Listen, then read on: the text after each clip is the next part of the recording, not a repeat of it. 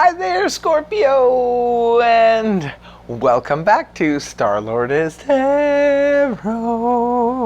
This is your tarot forecast for the week of June the 5th through to the 11th. I went ahead, shuffled the cards, laid them all out. Let's see what's going on for the Scorps. First up, Major Arcana, Wheel of Fortune. Next card is the Queen of Swords in the upright, followed then by the Eight of Swords reversed. Next we have Major Arcana, the World in the upright.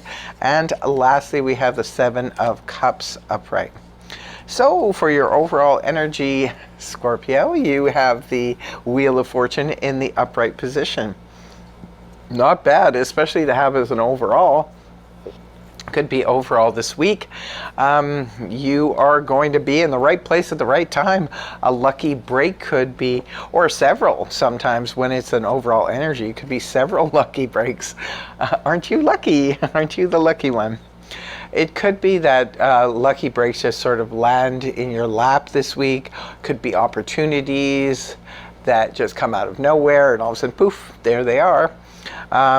It could be anything from, say, you look on the internet and you find your dream job is posting. You walk into a coffee shop, you meet the love of your life. You go into a store, you buy a lottery ticket, you win a few dollars, you win a contest. It could be anything like that where all of a sudden you go looking randomly, you're looking for houses and randomly you spot your dream home and boom, it's, you know, it's all a done deal. Like it's those kinds of things. It's like the flukes.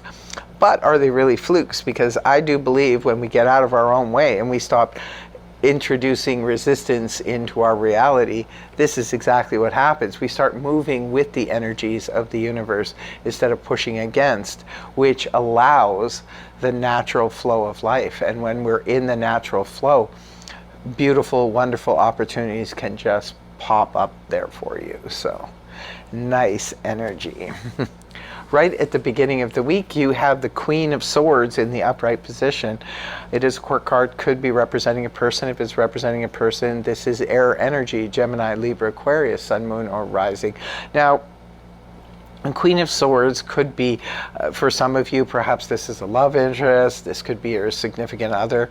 Could be a friend, a family member, someone you're just meeting, and this person is very straightforward.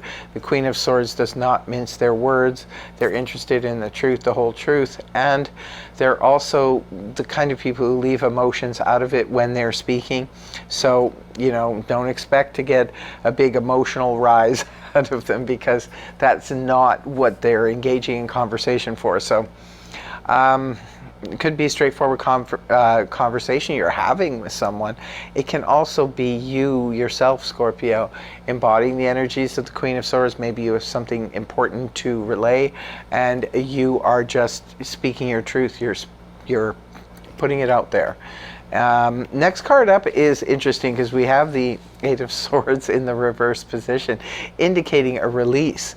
So for me, Scorpio, this is the truth shall set you free. That's what these two cards represent together like this. It's like the Queen of Swords is just like speaking right to the Eight of Swords. And the Eight of Swords in the upright position is a card of feeling hemmed in, of feeling blocked, of feeling like I can't get out, there's no way out of this situation. If you look at her, she's wearing the blindfold and she's surrounded by the Eight Swords, right? But there's big gaps in there. She could technically get out if she wanted to. She's blindfolded, she doesn't see what's going on. Could be trapped in her, like a prison of her own mind because too many thoughts or too many other people piping in, making you feel like you're hemmed in and there's no way out. When the card is inverted, however, this points to a release. This is being relieved of the mental activity that kept you feeling trapped, or it could be that it's the literal release of you from a situation that was way too restrictive. So could be a clarifying conversation you're having with somebody. Say it's in a relationship, your clarifying conversation is helping to release you from the ties that bind and that were being very difficult and confining for you. So this could be a relationship with a coworker, a boss, a neighbor, anybody, a family member who has made you feel very restrictive and you felt like you couldn't get away from them. Well, now this clarifying conversation can bring a release of that. So the truth shall set you free, and that's all there is to it. Your truth or the truth coming from someone else, either way, it's setting you free. And guess what's happening? You're moving on towards the weekend to the world in the upright position. So this is my graduation card. As a matter of fact, it's been coming up a lot this week. I guess this is around graduation time, and maybe a lot of people are literally graduating, but this, for you, Scorpio, maybe some of you are students who are graduating. This is the end of your scholastic world, and now you're moving into your career. For others of you, this could represent the end of something that has been extremely restrictive, has made you feel like you were in a box. You were living in a box and there was no way out. Something is freeing you this week, and it's enabling you to start something brand new, a new cycle. So one cycle ended here. So this could be a job or a career that has been very stifling for you, maybe for the last little while. Can represent retirement, or it can represent, I'm finished with this career and I'm going to close that out, even though I've been doing this for many years, and I'm going to start up something different. Sometimes it's just a closing out of something so we can begin something else. It can literally represent traveling the world, or traveling across the world. For some of you, maybe that's what's going on. For others of you, you could be ending a long-standing marriage. This is just the final divorce papers, and you're walking away, and that's the end of it. For others of you, this could be about even selling a family home. Maybe you've raised your family there, you've lived there for many years, and it's like, I want to downsize now. I don't want to be in this place anymore. It's too big and nobody's here anymore. So you could just be selling the family home and deciding to move into something smaller, more compact, or even to travel. Just sell the home and travel, or move somewhere else. So that could be going on. It's just a major thing in your life that has been long-standing is coming to an end. But I feel strongly that whatever this thing was, it was something that kept you feeling trapped and restricted. So you're being released now through some information. It could be the Queen of Swords. Remember, these can also be representative of legal people, right? This could be a lawyer.